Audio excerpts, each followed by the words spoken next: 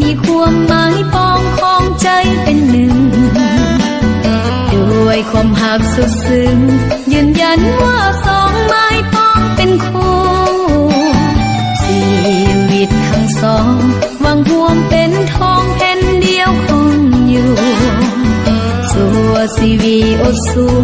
จะอยู่ด้วยกันจนวันแก่เฒ่ายินดีที่มีงานวิวาห์เพื่อนมิตรลุงตาต่างก็มาทั้งนั้นมาห่วงใจกันสร้างสรรค์ให้ท่านสุขสม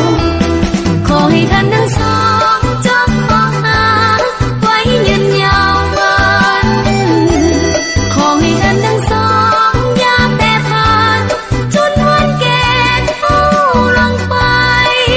เงินทองเกียรติศักดิ์ศรีเหลือไกลเมื่อนึกสิ่งใดสองปรารถนาพังพลาดผิดมาอภัยให้กัน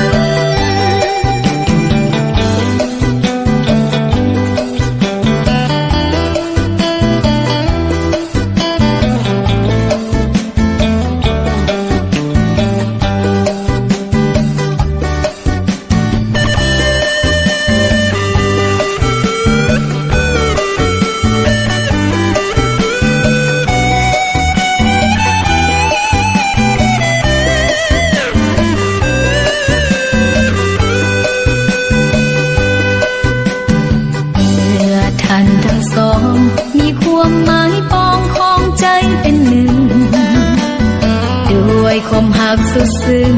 ยืนยันว่าสองไม้ปองเป็นคู่ชีวิตทั้งสองหวังรวมเป็นทองแผ่นเดียวคงอยู่